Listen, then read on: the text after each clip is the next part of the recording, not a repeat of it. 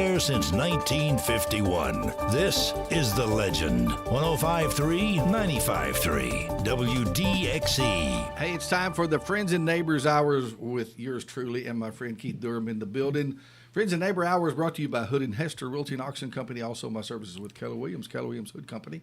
And anyway, we're glad that you're with us. I rooked you into coming again. That's okay. And I'm so glad here. you did. And what's happening, I should tell folks, too, we've got a gentleman coming, I can't remember his name right now, next week that is planning to, he's on a mission, him and his family, to preach the gospel in every county in Tennessee, all 95 counties, in 100 days.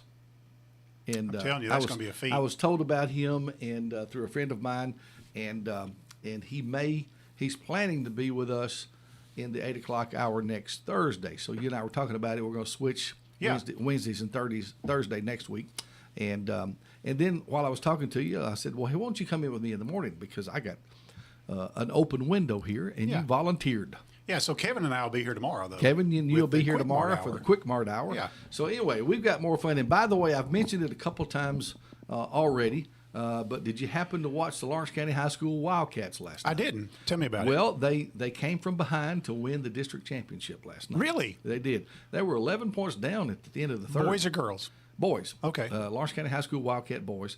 They won their district championship last night. That's awesome. Yeah, I can't remember the name of the team that they were playing, and I wish I could. But anyway, it was kind of exciting. I kind of stumbled on it by accident. I didn't really realize it was on, and I was online. And so anyway, I've had it on my phone. I thought, I'm going to watch this because it was a close game. Yeah. And so ended up watching it, and I got Daniel to help me mirror it up on my Cast it to the screen. Cast it to the screen. Yeah. It was up on the big screen. So where did you find it? I'm interested. So where did you find The that? X Sports Network. Oh, okay. You know, they're doing Yeah. all the high school that. games. Yeah, I knew that. So it was on there, and they're doing a good job with that. By the Okay. way. They're doing a great job with that. So we had good. I see the beard. I've got a beard. The beard is making progress. Oh my goodness! I got one more week. I'm going to commit to another week. Where does progress? It's progress. It's progress. What did I say? I don't know. I think you said it right. Going back and watching these shows, I find that I don't listen a lot to you or Kevin, and I'm trying to change that. Well, you know what's happening to you, and it happens because you feel responsible to keep something going. Yeah. So you're thinking about what's next. You're That's right. You're thinking about what you got to bring in and all that kind of stuff. You're worried about your list. Yeah. And I think I probably right about you in this, and I'm this way a little bit. Even in sometimes I'm having conversations with somebody, I'm not really in the moment. I'm thinking about okay, I got to go here, I got to go there, or I'm thinking about what I need to bring up next instead of focusing right on the moment. Right. Does that happen to you? All the time. All the time. Especially if you're in the business of one-upping people, you got to be. Oh yeah. Oh, that ain't nothing. Yeah, we love that. Yeah, we love doing that. So you got to be thinking about how you can one-up that. You got your story. You're not listening. You're thinking about what you're going to tell next. Exactly. No, but you're right. Is that a form of narcissism? I don't know. I think it's a form of, I don't know. Probably. I would say so. Probably. You're trying to promote yourself. I mean, we're all about ourselves. Yeah, exactly. And, don't we live in a narcissistic world, though? We do. And that kind of brings me to what I was going to bring up this morning. And I'm so disappointed. I had a page pulled up that was going to help me with the conversation with you today, and I lost it. So I've had to substitute it. I've got something similar, but it's not the same thing. And I had it up all morning long thinking that's what we're going to do. But here's what hit me that you and I could talk about, and you've probably brought some stuff too that give us some thought. Yeah. But I thought about, I looked up online, did a Google search on things you should know. Oh no. Just things you should General know. knowledge stuff, just things, and I wondered what would pop up. Yeah. Of course, come to find out, there's just a gazillion sites. There's people that even have podcasts and shows on what you should know. Yeah.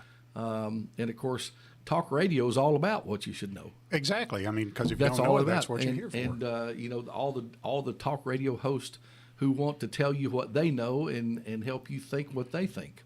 Well, the one thing I would say that's probably most important these days to know is to know discernment, especially the things that you hear because we live in a world where there's two sides of the news now. You know, we grew up in a world where you could trust the Dan Rathers of the world and the Walter Cronkites of the world. It's seemingly so. Yeah. Yeah, and in between stations, they were all reporting the same thing and basically the same type of news. I don't remember it being as divided of a news world back then. You know, we think about the partisan division that we have in our country now, but the news is divided like that too. So It is. you've got to have discernment on what's true and what's not true when you're watching the news, even because they're both pushing a narrative, you know, and so whether it's a conservative narrative or a liberal narrative or whatever. Yeah. Unfortunately, we've got to a place where it's hard to trust any of it. Yeah. You're right. In no matter which side, I mean, no matter who you're listening to, you can find out. I think it started a while back. I mean, it really did. Do you remember? I think it was NBC. They were doing a report on vehicles that exploded when they were hitting the rear end or something. Yeah.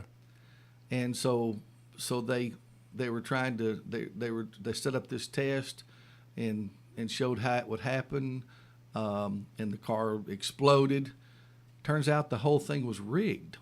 Goodness. And the whole thing was rigged, and NBC set this thing up. They reported it as if it happened, you know, all natural. Yeah. You know, that they had a car that I don't even remember what the model was now, but come to find out they had rigged it to explode, and then pretended that it was the big problem that it was. Yeah. You know, and that brings to mind that a lot of things that we see on TV and online, we have a tendency as a viewer to forget that there is somebody there filming that, and Yeah. you know, you can go on the internet or through archives, and you can see things that are actually caught by chance. And then there's things that are staged and scripted. Yes. And most things that we view today are staged and scripted. So if you see these, wow, I can't believe this took place. Well, you got to remember somebody was there filming that in the first place. Yes. For a reason, you know. Yeah.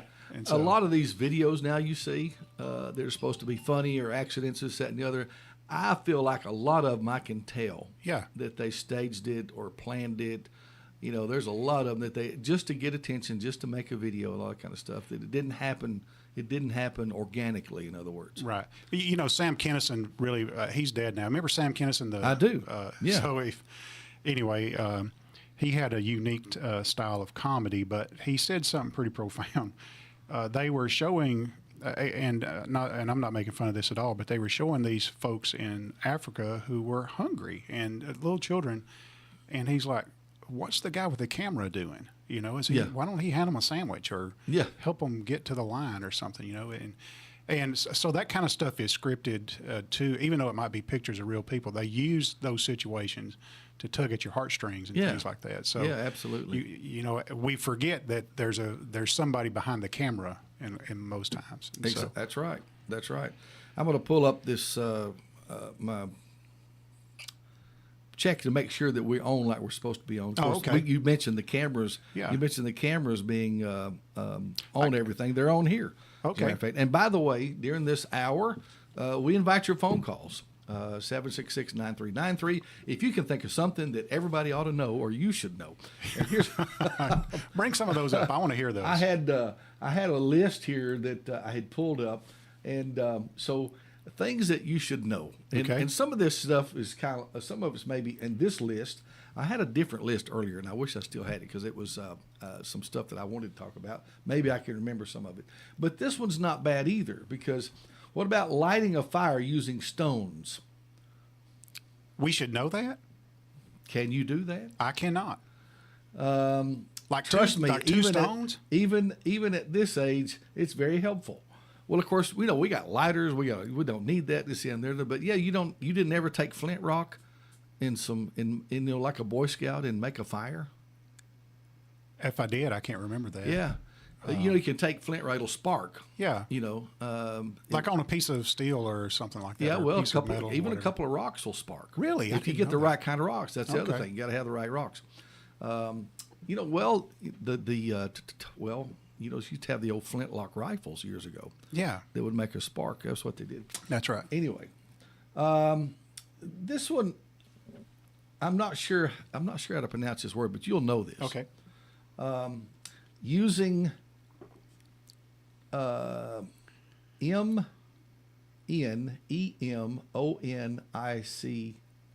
mnemonics, Mnemonics. to memorize and understand better. Oh, wow. Can you do that? First of all, what is that? I don't know. Evidently, I don't know this. Somebody out there knows that. So to memorize and understand things, memorizing is one thing that everybody ought to know how to do. I find that Is there techniques to memorizing? my technique is this, and so I teach like a Sunday school class. Yeah. And but I have a tendency and to memorize what I've written, so it helps me to write Yes. it, not just to read it. And so, like next week, I'm giving a presentation at our managers meeting, and it's a fairly lengthy presentation. But I have written what I think I'm going to say. Handwriting or type? Handwriting. Yeah, and I've there's a handwritten that. difference. That's right. Okay. I've handwritten that. So Yeah. when I handwrite those things, I tend to remember them because I don't like to walk around with notes and stuff. And sometimes I will walk back and refer to a note every now and then just to make sure I don't miss something. Yeah. But that's my memorization. I think that's a key. good technique. Teresa, my sweet wife, who taught for many years, we homeschool the kids now, and I just not too long ago, she was talking to May about studying for her biology, and one of the things that she told her to do was to write, Yep. not type, but handwrite the definitions of Yep. these. And because she made the comment that you remember them if you write them. Right. And that's good advice. She gave Yeah. her good advice. Yeah. And I don't know if I forgot what I was going to say. You were thinking. You weren't paying attention. I was not paying attention. I was thinking. No, I was paying attention. But I know what I was going to say. We live in a world where we don't have to remember a lot of things anymore. Yeah, we carried around our little computers, our little handheld computers. We got our dates, we got our calendar, we got our phone numbers. So let me ask you, what's your wife's cell phone number? Do you know it without I having to look? I do know my wife's phone number. Oh, so I don't. I have actually to know look. her. I actually can tell you her social security number. Oh, okay. Well, I can't do that either. You can't? No. So, we used to have to remember those things, but now we don't have to remember hardly anything because we got it all with us. And we can look up what we don't know That's true.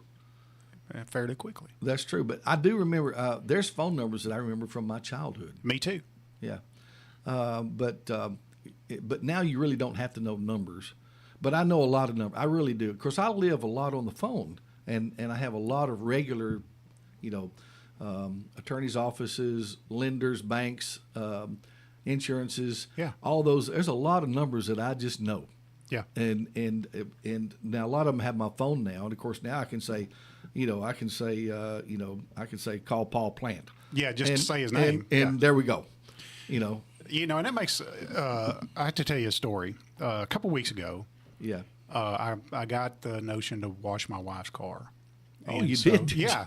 And so I did. Okay. And so I laid my phone on the bed of my truck, on the bed rail of my truck while I was washing the car. And the thought went through my mind, I better not forget that. I'll lose it. Yeah. All right. And that's the last thought I ever had of it. So Yeah. I don't know if it ever happens to you, but it happens to me a lot. Oh yeah. And so, as the day progresses, Spencer has a ball game over at Rotary Park. He's on the league over there. And so I'm bebopping to Rotary Park, and I look down, and I notice that my truck is not synced to my phone. Uh-huh. And I thought, well, I've left my phone at home. And then I'm thinking, and then all of a sudden, my panic button went off. Oh yeah. Oh, no, I've left my phone on my truck. And so I turned around in the parking lot and retraced my trail, Yeah. and no phone. Because if you get close to your phone, your truck will try to sync up to it, Yes. And luckily, I don't lock my phone. Do you have a passcode on your phone where you lock it? It does. Okay. I Yes. have nothing on my phone that I can't share with the world. So Yeah. But now mine's a Face ID, so all I got to do is hold it you up just and got to look it at it. unlocks. Yeah. I don't even have that. Yeah. So luckily, somebody, and if you're listening, thank you so much. Somebody found my phone in the middle of mile crossing out here, the biggest intersection in town. You're kidding. No, and they went through my address book and found Mama, and they called Mama. And so anyway, I'm digging for my phone, and I went back to the house. I thought, well, maybe I've laid it somewhere else. And so my daughter comes out the door and goes, "What are you looking for?" I said, "I'm looking for my phone." She goes, "Grandma's got it." And I said, "Oh, well, how did Grandma get it?" I thought, oh my goodness. So somebody found my phone, and it wasn't locked. They went right straight to my contacts, and they called Mama and Daddy first, which is their old home phone, which is still in. I don't know if you do that, but I have several, even including my dad. I've got several people that have passed away that are still in my contact list. Yeah, I do too. And I probably need to take it out, but it's, I don't know. It's just, and people listening may do the same thing. If you do, you might want to call in and tell the story. But I still got my dad's phone number in there, and of course it don't belong. He's passed away. I don't know who it belongs to now. Yeah, their home phone is in there. They don't use that anymore, or she doesn't use that anymore. But they tried Mom and Daddy's number first, and then they tried Mama's cell phone. Yeah, and they got a hold of my mama. Well, that's the surest way to lose something is to put it somewhere where you won't forget where it is. Exactly. And I go back months. And I'll tell you, I lose things. I'll put this here, and I'll remember where I put it. I recently went back to work at Quick Mart, and so I'm going around to every store before the managers meeting. My goal is to go to every store. So I still probably like maybe 12 stores that I got to get to. Yeah. And so I was down at number 41. I guess it's been about a month ago. Yeah. And number 41 is on the corner of 2nd Street and Woodward Avenue. And I hadn't been there in 5 or 6 years. Yeah. And so I pull up on the lot, and I notice one of the pumps is bagged up. And I thought, well, while I'm here, I'll open that pump up and see if I can get it going. I open the pump up, and there's some tools that I left in it 5 years ago. They're still there. Are you kidding? Yeah. No, and I tell folks all the time, so if you go move any ceiling tiles at a Quick Mart store and you find any tools, they probably belong to me because I forget those things and leave them up in the ceiling. That's funny. So, the very first thing I do, I find some tools that I left behind. So cool deal. I'm just like that, though. We're talking about things you should know. Yeah, and, tell me some things. Here's another thing. All right. Sewing using a thread and needle. Gotcha. I can do it. You can do it. Absolutely. I could do it. I can't do it very well. Well, I can it's a get by type thing. It's a get by thing. Yeah. Yeah. I guess I could do that just to get by. Do you know how to tie it off and everything? Well, I just will go back through it and make a knot is what I do. Just whatever works. Yeah, and then that's what you feel, is that whatever works. By the way, 766-9393 if you want to talk with Keith and me this morning, we welcome that. Here's another one, basic plumbing skills. Yeah. Like tightening loose nuts and bolts and that kind of thing.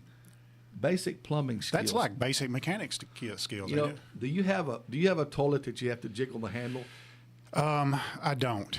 I've had in the past, but I can fix stuff like that. I can fix stuff. Yeah. Here's the thing, though, is I don't. You don't. You just jiggle and it's okay. So far, that thing's working. Oh, me. So, talking about that, yesterday, my wife sends a picture of a note that was left on her door. LUS is nice enough to leave a note on the door and says, "Hey, your leak detector on your meter is running."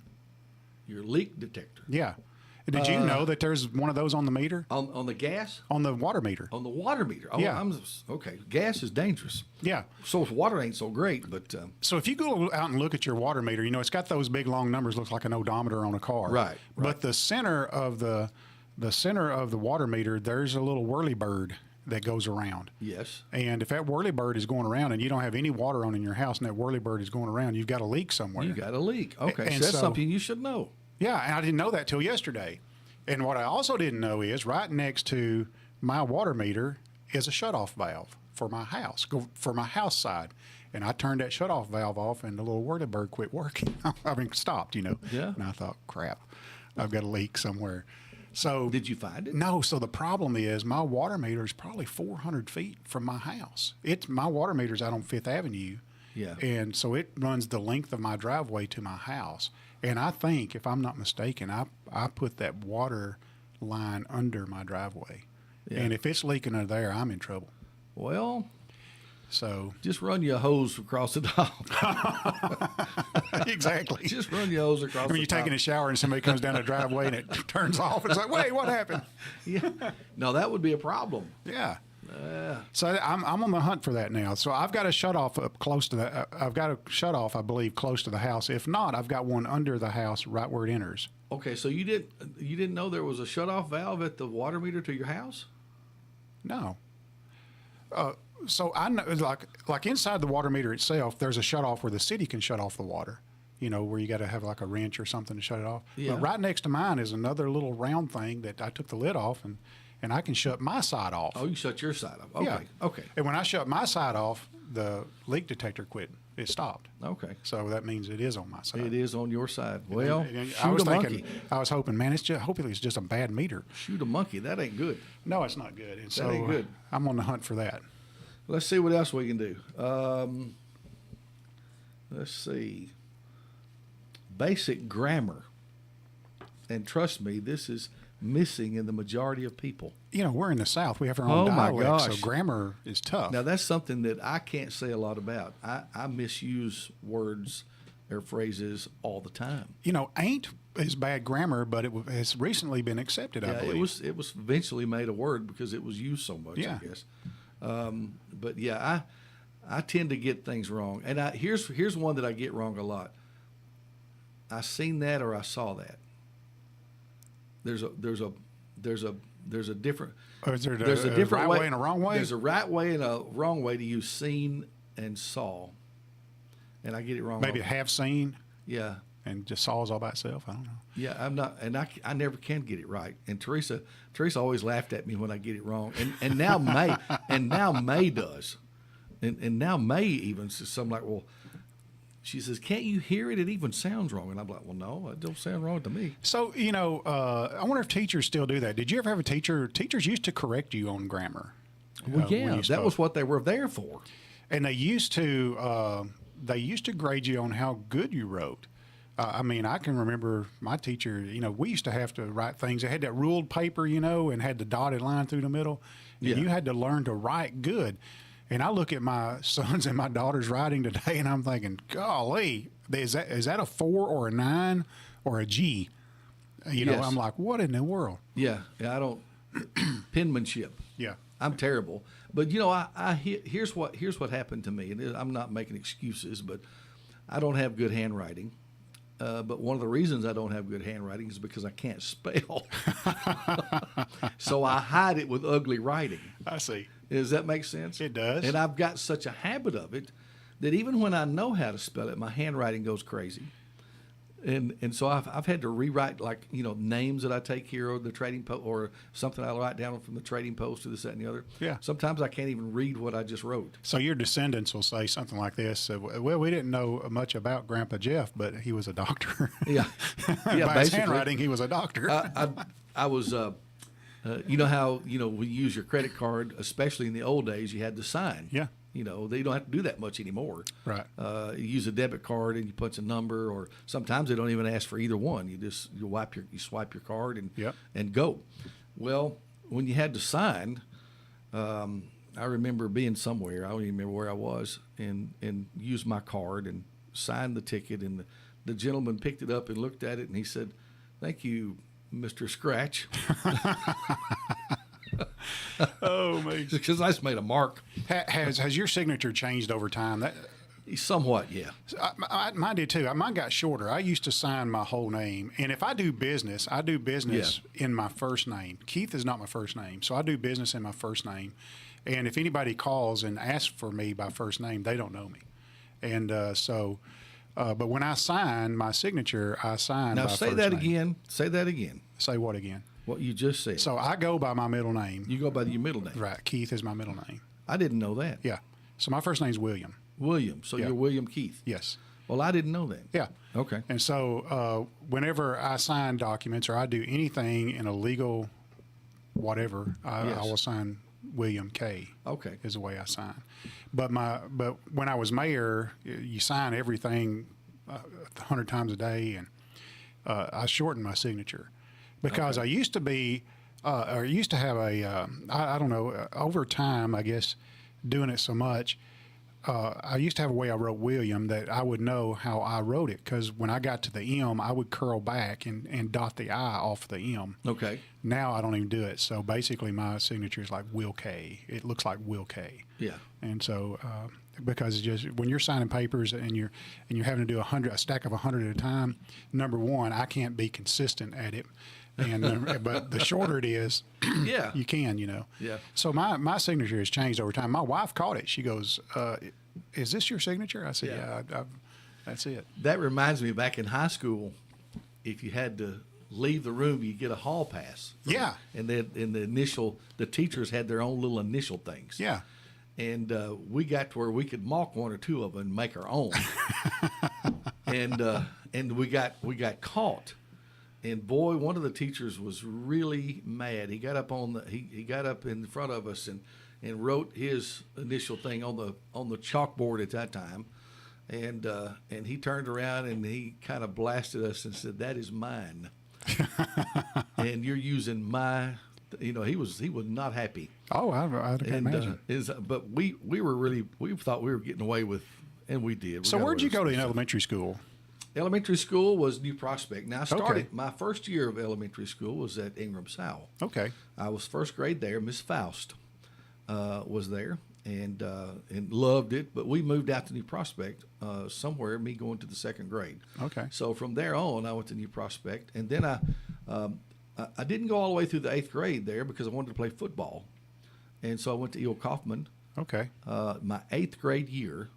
And played football. Okay. So New Prospect didn't have a football team. They didn't back have a football team. Of course, they were K through 8, that Right. kind of thing. And they still are today, right? I think so. Yeah. I think so. They moved 6th graders over to Kaufman, and I don't know that I advocate that. I understand why they did it for space purposes, but there's still a lot of innocence in a sixth grade. I said 6-year-old. I meant 6th Yeah. graders, but Yeah. 6th graders are over at Kaufman now, and there's still a lot of innocence in a 6th grader. So if you know what I mean. Seventh grade to me, I went to Kaufman my 7th and 8th grade year, and what a culture change that was. Yes. Because I went to the old Crockett School. Right. And everybody knew everybody. I mean, you knew the cooks, know, and they knew what you liked to eat and didn't like to eat, and how much of it. And Oh, I mean, yeah. it was like being at a table at Mama's house, Yeah, it was a different world from New Prospect School to E.O. Kaufman Yeah. because I had no concept until I got to E.O. Kaufman of changing classes. Right. That's right. I had no concept of that. Yeah. And again, the cafeteria ladies knew me and knew what I liked. Yeah. That kind of thing. So it was a different deal. Not that they weren't good to us over there. You know who was principal when I was at E.O. Kaufman?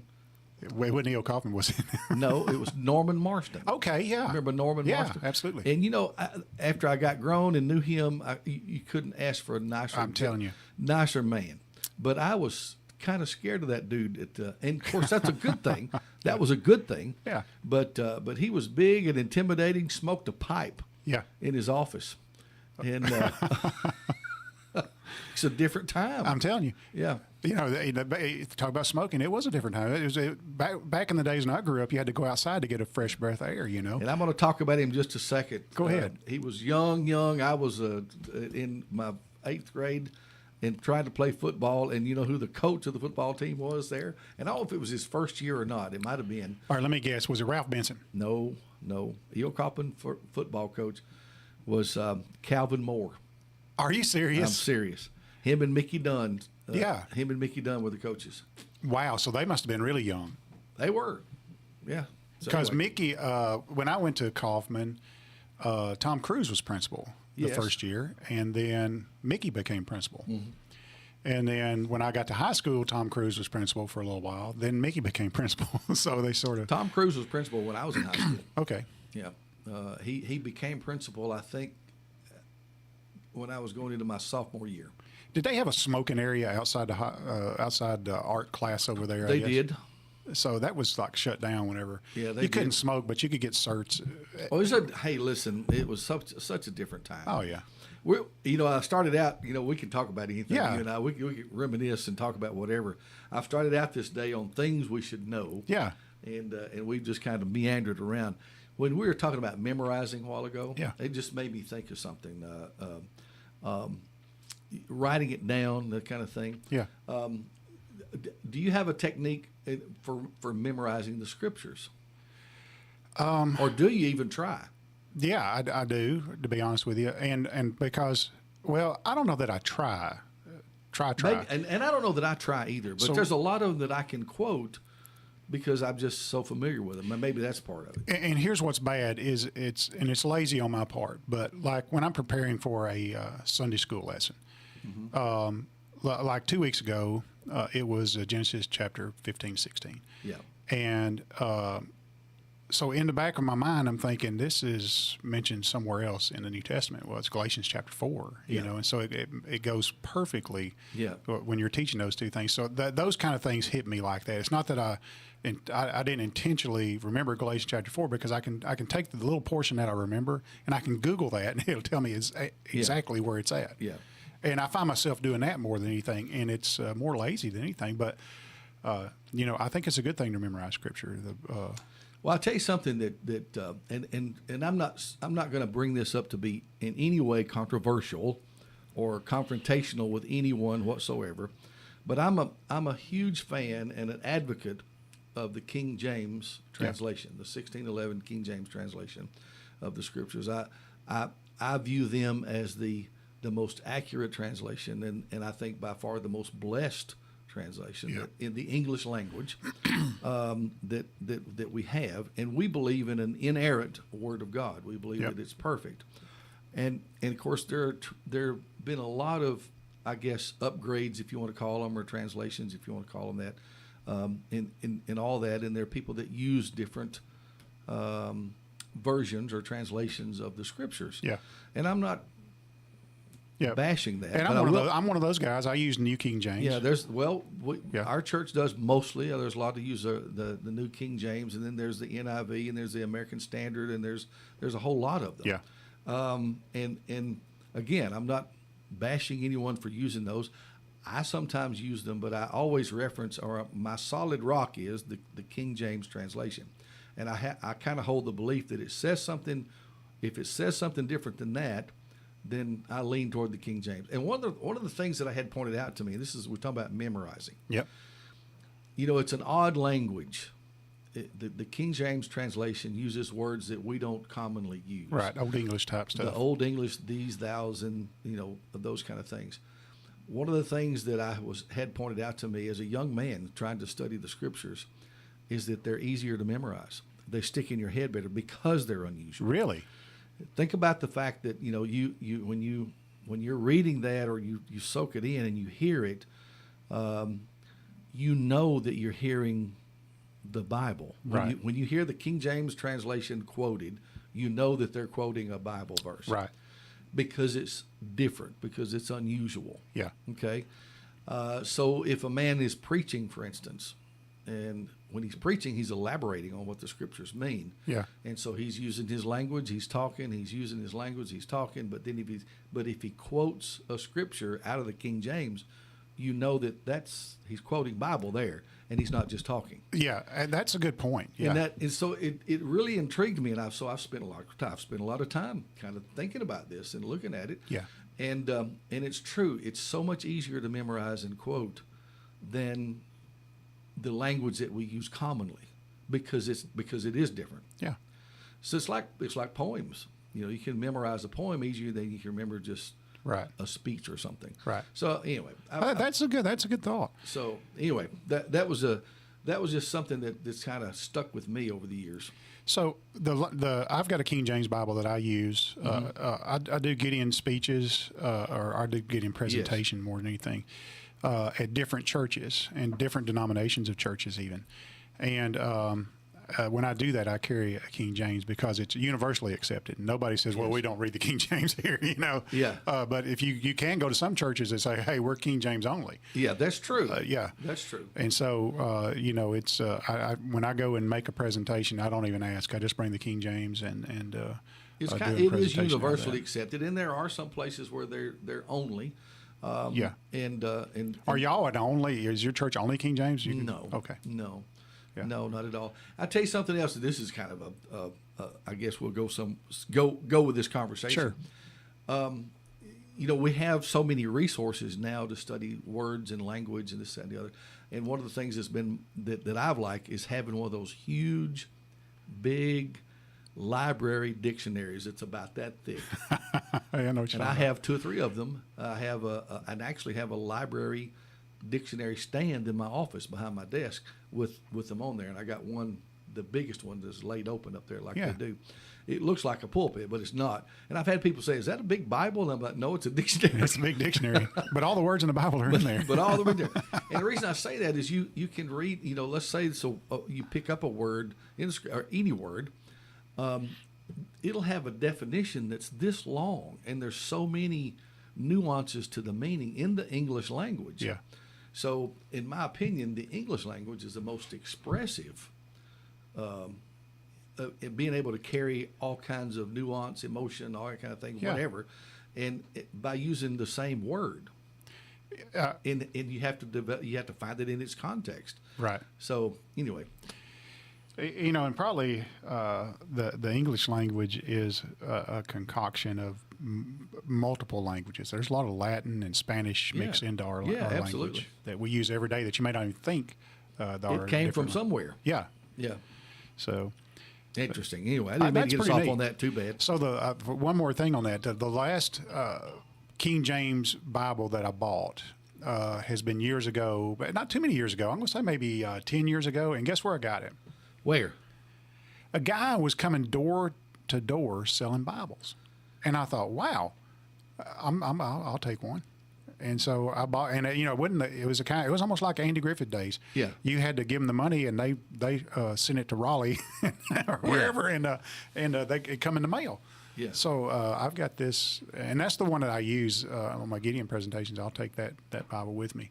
Yeah. And it came from a door-to-door salesman. That's something you don't see anymore. Yeah, you're right. You're right. Rodney sent me a message, and I'm glad he did, because I've had one of these and used one of these for years. The Strong's Concordance. Yep, I've got one of those. Still have one, and those are cool. Of course, now I have a phone app. Yeah. That does it too. And we always do that. Always resorting back to that. Yeah. Talking about things we should know. 766-9393. We're going to run out of time. Nobody's want to chime in on that No. much. But here's one you should know. Okay. Things you should know. All right. How to swim. I got you. I can swim. Yeah, but you'd be surprised at how many people can't. Yeah, and are scared to try. And scared to try. Yeah. And that's something that you should know. I agree. Is how to swim. I'm not a great swimmer anymore, but I used to be. I'm a floater. You like to float? Yeah, I like to just float around. Yeah. I was a water dog at one time. I really like that. Oh, here's one that we ought to, and I'm not good at this, but I'm trying to teach my kids to be. Making your bed. Oh, man. Making your bed. So, do you make your bed? Not very often, but I can. I know how. I mean, that's the thing, is knowing how to do it. I forget the guy. There was a general or an admiral that gave a speech at a college one time, a graduation speech at a college, and he talked about the lessons that he learned being in the military. And the first thing you do is you learn to make your bed. Yeah. And from that, he taught what disciplines you get in life by making your bed. Oh yeah, and I saw that. Yeah. Who was it? An admiral? Yeah, I think so. He was an admiral. He was an admiral. Yeah. Yeah, that was pretty good. Yeah. And what I liked was, even if you had the worst day of your life, you come home, your bed's made. Yeah. So, Yeah. that's pretty good. That's right. And I tell you who else picked up on that is Jordan Peterson. Oh, okay. He has picked up on that same thing. And he was talking about how, I don't know, he was talking about young people, and how their lives are, in disarray. If your life's in disarray, he said, make your bed and clean up your room. If you can't just do those things, then what kind of capabilities do you have anywhere? Right. And and of course you've got, this attitude among a lot of young folks that it just doesn't matter. And I'm saying that because I'm raising two. Yeah. Right. Got one grown, and I used to be one myself. We'd think that things like that doesn't matter. And I've tried to instill that, and I think we should with our children, that the little things do matter. They do. And my daughter can't comprehend that. I'll just go ahead say that on the air. I mean, if you It's go in her tough to- room it's right tough now, to teach that. it looks like. I mean, you could bring the TV news station to her room and do a tornado hit this house scene from there. And it's crazy. Well, here's what Daniel's the same way. It looks like a doggone explosion. But now I can say to him, Daniel, I want this room straight. I want it fixed like your mama would fix it, and he can do it. But it's taken years of training. But now he doesn't do it automatic. No, it's like it's like you got it's like. Yeah. But I've told my wife, I said, we just got to be consistent. Just keep saying it. Well, and Gina, you'll say, okay, we're not going until you get your room cleaned up. You'll say, that room's got to be. So I'm going to come check it in 20 minutes, and everything. Yeah. I mean, you'll see stuff like hanging out of drawers where she couldn't get Just it. shove them in the drawer. Throw it in the drawer. I said, throwing that stuff in Or the drawer. stuff ain't it under part the of it. bed. Yeah, exactly. Stuff it under the bed, all that kind of stuff. Oh, my goodness. Hey, Rodney says, here's another one, that things you ought to know. Okay. How to change a tire. Yes, I agree How with to that. change a tire. Yeah, you should know that. Yeah. Because you never know when you may have to. And Rodney will agree with this too, that on some of the newer vehicles these days, they put the spare. If you have a flat on the rear, it is almost an impossibility to get out the spare and get a jack under the car. So knowing where to jack the car up is probably the key thing in the whole thing. That is the key thing. But there's also, since Rodney brought that up, you're supposed to loosen your lug nuts while it's still on the ground. That's correct. And then get it up out of the air and then take the wheel off all the way. Yeah. So do you make everybody get out of the car? Well, I haven't had to have. I have not really? had to do that. Haven't had to change a tire, and I don't know when. I'm one of those guys. Okay, everybody out. Everybody goes, because listen, these days on the side of the road is the most dangerous place you can be in society is on the side of the road somewhere. That's probably a good thought. Yeah. That's really a good thought. But thank goodness I haven't had that situation. Yeah. That's I've had it one several thing. times in life. So Of course, it could happen. The last time I had a tire issue, this is so dumb. We had the dog drug up a deer antler. I know where you're going A with deer this. antler's in the yard. Yeah. And I'm driving in my yard and poof. Oh my goodness. I drove over the deer antler and it punctured the tires. Are you serious? Yes. Golly. Stupid dog. I didn't see the thing. And I think that's the last time I remember having any kind of tire issue. So I've got a slow leak now. And about every 5 or 6 days, I've got to drive up to the air pump and air it. I just air it up. Just keep going. Yeah. Okay. I wouldn't do that. Well, I've got a certain lazy bone in When me. I see that, I say that it has beyond. I say it's just a flat was the deerish, the antler deal.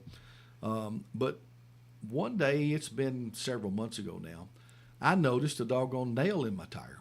Okay. And I wasn't leaking. So I just drove it up to Chapman's. Yeah. And I said, hey, we got a problem, a potential problem. And so they corrected it, got it out of there. But it wasn't leaking. I just happened to notice. I just happened to see it. Oh, I'd be like, well, this nail don't have a board on it. So we put a board on there.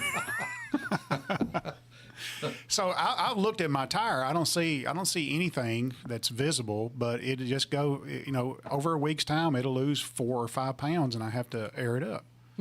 And so, and it shows up on my So screen. where do you get your air? At Edwards. At Edwards. Oh yeah. Never mind. Yeah. They got air pumps over Yeah, there. they got air pumps over there. I should get it, pump it up at Edwards. Yeah. But now, if you didn't have Edwards to go to, where would you go? Because, they don't have Most places charge for air now. And most it's like places $1.50 or $2. and then you never can count on it working right either. Yeah, Those air pumps. that's right. Seriously. You can carry a can of air around with you. They do sell those. Yeah. That you can do that. I don't know how reliable those things are, but that's one of the old days. Whenever they pulled up to Goober's or Gomer's place, air and water was free. Remember Air that? and water was free. They'd wash your windshield. Yeah. Check your oil. All that Exactly. kind of stuff. Where did that go? I The don't know. last stations that did that here, of course, South End Gulf for the longest would pump your gas. Marshall still does. Marshall still pumps gas. And then on the corner there, Bet's Garage for many, many years. Yep. You know, they took care of you there like that. Yep. That kind of thing. Let's see if somebody wants to talk to us this morning. Hey, good morning. You're on WDXE with us. Okay, I want to ask Mr. Durham how the building was coming along that it blowed away that they built it up there, and I'm going to hang up and listen to you. All right. Thank you, man. Yeah, I was going to ask you that, too. I'm glad he did that. Okay, so, I started my project management job up there the week before the building blew down, I think. Yes. Or maybe, it might have been a little bit later than that. So anyway, the building's come along fine. They're putting in the walk-in cooler today. So for those that don't know what that building is, that's a commissary for the Quick Mart stores. So if you go to a Quick Mart store today, I won't elaborate on it. It's too much. But That's if you okay. go to a Quick Mart store today, you'll find some cakes and pies in there that are actually made in the store and put out for sale. So we found that there's a lot of there's two things. There's some inconsistency in product between stores because you got different folks cooking it, Right. and there's some contention for the ovens. So Quick Mart's known for their biscuits, Yes, sir. and so when you've got someone there whose job is to make biscuits and you got someone there whose job it is to make the cakes, Yeah. you might have a boxing match in the back, boxing for the oven time, So the building was completely removed off the slab once it collapsed in, and it has been re-raised. I think they got, I haven't been there today, but I think they were trying to put the tin on the roof yesterday. I'm not sure. I have not been by there today. But they are putting the walk-in cooler. So this is going to be a commissary where all of the baked goods for the stores are made, and we're going to have some delivery drivers out of there that are going to deliver to the stores a couple times a week, and keep the inventory fresh and everything everything like that. So the big bad wolf hasn't come and huffed and puffed and blown the building down again. No, and I'm telling you, those guys when they put the building back up, I don't know if you guys went by there, but remember the day it just rained and rained? Yeah. They were out there. I've never seen a construction crew in my life work in the rain, but them boys did. They did. And they got up there and they put the building back up, and they worked overnight, and I'm sitting there thinking, what? We use Hayes and Son out of Lexington, Tennessee, and they've built hundreds of convenience stores, but they worked overnight. If that's what it takes, that's what it takes for them. I'm like, wow, I've never seen a construction crew. Some of them would just get after it, won't they? Yeah, and That's good. most times if you're building something, somebody will say, well, it's supposed to rain tomorrow. We're going to hang, what? And just get it done. That's right. That get it done attitude. so that should be done within a couple weeks. Hey, here's one. Okay. Things you should know. Okay. And I guarantee you know this, All right. but I don't think I do. All right. I've never had to.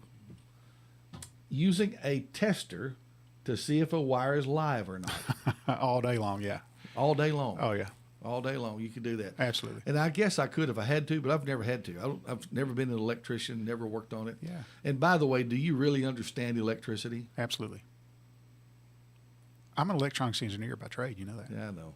So, Yeah, I understand. So you understand electricity? yes, sir. Okay. We're gonna have a whole show when you explaining electricity. That's fine. Explain. Do you want to get into theories of electricity, No. or what do you want to do? No. I can do that to some extent. Yeah. Okay. Well, you'd be over my head in a few minutes. Is what you'd be. That's what would happen.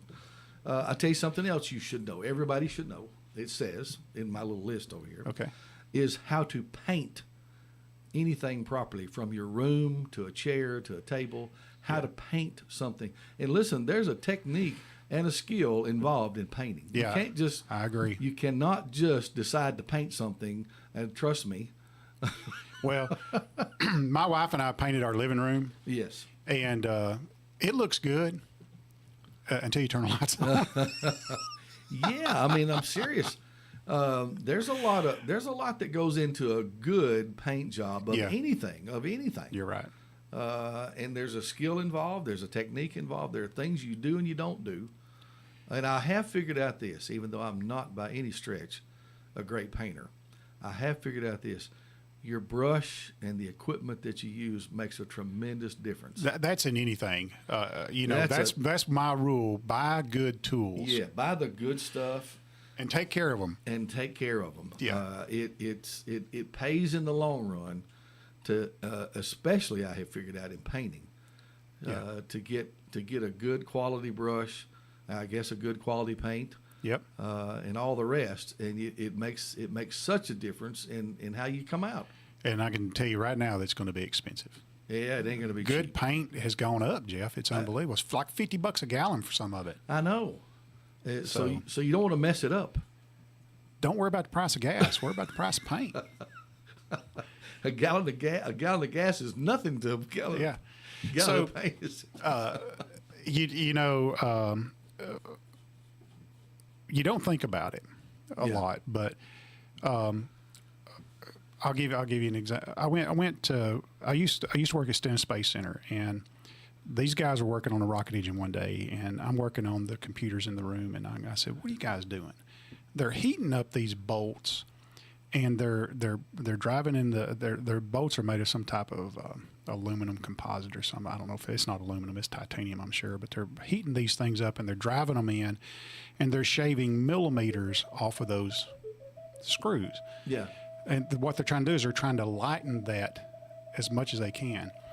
But Yeah. go somebody calling. Let's see if somebody wants to talk to us. Yeah. Hey, good morning. You're on WDXE with us.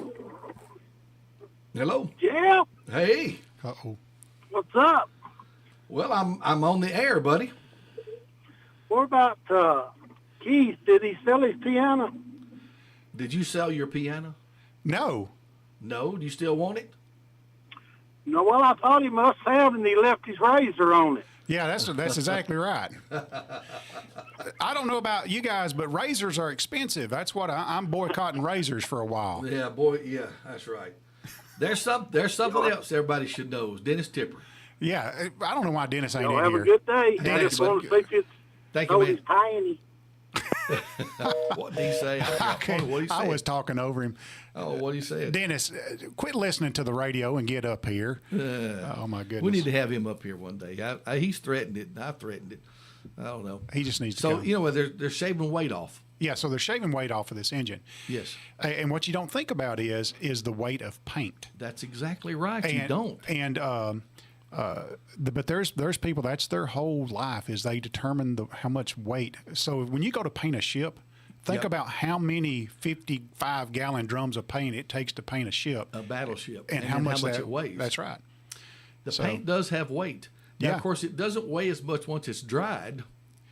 I don't know that, but it has weight to How it. could it? And I'm just trying to think. I may be wrong. Does paint weigh the same wet or dry? I'd say probably not because probably the water The portion water of it evaporates out of The it. moisture evaporates. But still heavy. You got to take that into calculation. Yeah. I guess that's what those guys do is figure Yeah. out how much weight the paint adds to To a battleship. anything. To You know, anything. like something you're sending up in space, and that's what they were doing. Oh, my gosh. Because the guy told me, he said, you know, we can shave these bolts off and save as much weight we can here, but we also calculate how much the paint weighs. I'm like, what? I never thought about how much the paint weighs. And so, How much the paint weighs? talking about spaceships, I went to Birmingham this last Saturday, and they've taken the rocket down from the Welcome Center. Are they going to put that back up, or do you know? Say that again. They took the rocket down from the Welcome Center in Alabama. Have you noticed that?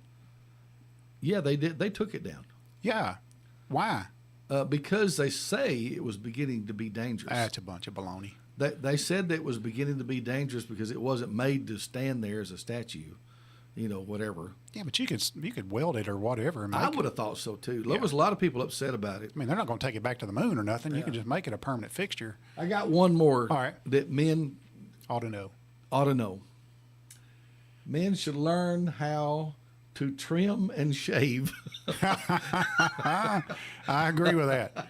I agree I with that. got one more. Trim and shave, old buddy. Oh, my goodness. I'm glad you found that one. Hey, we're running out of time. We are. Keith Durham, thanks for coming in Yeah. for the Friends and Neighbors Hour with me. It's always good to be here. We appreciate you coming in. Going to see you tomorrow. Yeah. You and Kevin will be in here tomorrow. You and Kevin will be in here jumping through the hoops. So I got something that I haven't opened up yet that we're going to open up here tomorrow. Oh, can you give us a hint? Yeah, so I went on eBay and I bought some photos, just some random people's photos that they took, and I haven't opened them yet. So if there's anything vulgar, we won't be able to show it on the air. But, Oh, that's dangerous. so I bought you a pack, I bought Kevin a pack, and I bought me a pack. And what are we gonna do? We're just Identify gonna them? go. I'm planning on going through them and just see, sort of Okay. reminiscing. You know Okay. how it is, like when you go over to somebody's house. Well, let's Okay. bring the photo album out. Get the So photo album out. Let's look at somebody else's Good world deal. Good for a deal. little while. We got the clock out of here, guys. Yeah. It's time to go do the real job. Find somebody you like today, give them a hug. Yeah. Tell somebody you love them, and I hope somebody tells you. Have a blessed day, everybody. See you tomorrow. Being indicted before I got indicted 4 times. New York's Attorney General Letitia James tells ABC News if the former president does not pay the $355 million